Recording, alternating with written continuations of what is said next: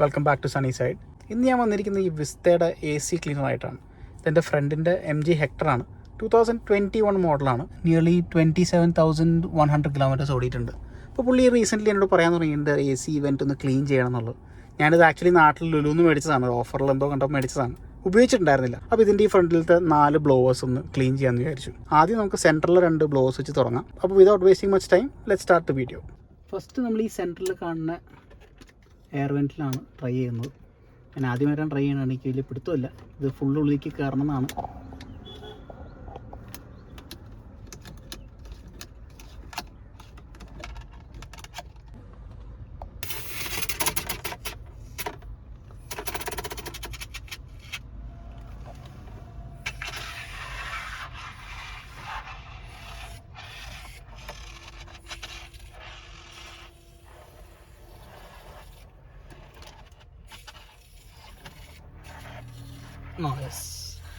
കേട്ടോ പറഞ്ഞു വരുന്നുണ്ട്.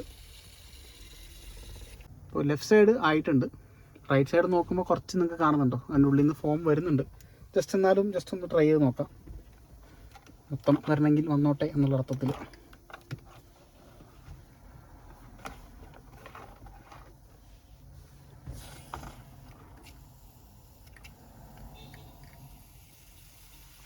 ഓക്കെ, പിന്നെ നമുക്കൊരു 10 to 15 മിനിറ്റ്സ് ഒന്ന് വെയിറ്റ് ചെയ്യണം. ഒരു 15 മിനിറ്റ് കഴിഞ്ഞിട്ടുണ്ട്. ഇവിടുത്തെ ഫുൾ അബ്സോർബായി പോയിട്ടുണ്ട്. ജസ്റ്റ് നമുക്കൊന്ന് AC ബ്ലോവർ മാത്രം, AC ഓൺ ചെയ്യുന്നതാണ്, ബ്ലോവർ ആദ്യം ഓൺ ചെയ്യണമെന്നാണ്. ഓക്കെ, ഓഹോ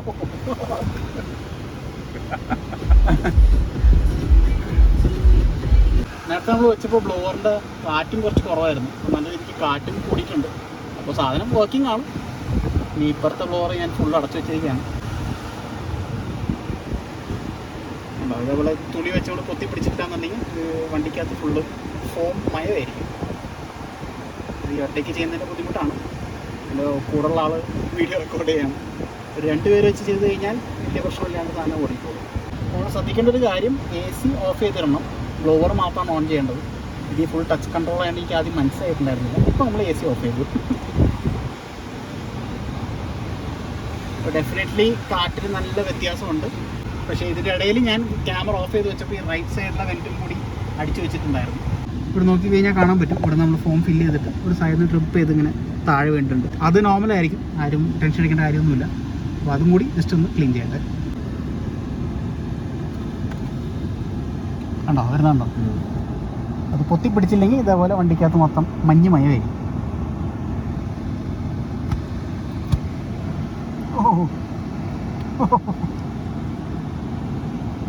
ഒരു മൈക്രോ ഫൈബർ ക്ലോത്ത് ഉണ്ടെങ്കിൽ എപ്പോഴും നല്ലതായിരിക്കും. സാധാ ക്ലോത്തിനേക്കാളും കുറേ കൂടി അബ്സോർബിങ് പവർ കൂടുതലാണ്. പക്ഷേ കയ്യിലിപ്പോൾ മൈക്രോ ഫൈബർ ക്ലോത്ത് ഇല്ലാത്തതുകൊണ്ട് നമ്മൾ സാധാ ക്ലോത്ത് വെച്ച് അഡ്ജസ്റ്റ് ചെയ്യാം. അപ്പോൾ നമ്മൾ സെൻറ്റർ വെൻറ്റ്സും റൈറ്റ് സൈഡ് വെൻറ്റും ചെയ്തിട്ടുണ്ട്. ഇനി നമ്മൾ ഈ ലെഫ്റ്റ് സൈഡ് കൂടി ചെയ്യാൻ പോവുകയാണ്.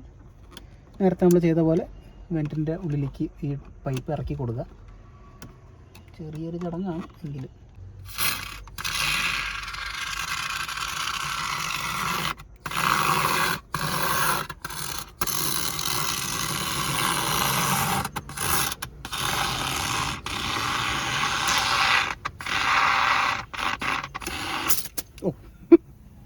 ഓക്കെ, അപ്പോൾ ഇനി ഒരു 10 മിനിറ്റ് കൂടി വെയിറ്റ് ചെയ്തിട്ട് ഒന്നുകൂടെ നമുക്ക് ബ്ലോവർ ഓൺ ചെയ്യാം. അപ്പോൾ ഈ ലെഫ്റ്റ് സൈഡ് വെൻറ്റ് കൂടി നമ്മൾ ക്ലീൻ ചെയ്യാൻ പോവാണ്. അപ്പോൾ ബ്ലോവർ ഒന്ന് ഫുള്ളാക്കിയിട്ട്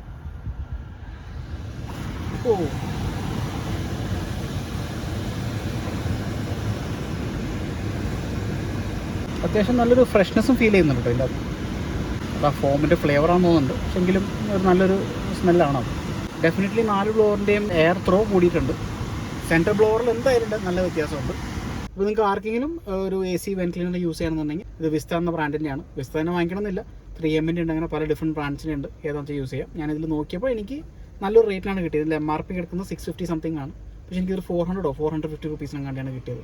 റേറ്റ് വൈസ് നോക്കിയപ്പോൾ ഇത് കുറച്ച് ബഡ്ജറ്റ് ഫ്രണ്ട്ലി ആയിട്ട് തോന്നിയുകൊണ്ട് ഞാനിത് മേടിച്ചത് മാത്രം. അപ്പോൾ ഇനി ഒരു വീഡിയോ കാണുന്നവരെ thank you for watching. Take care, ride safe, by.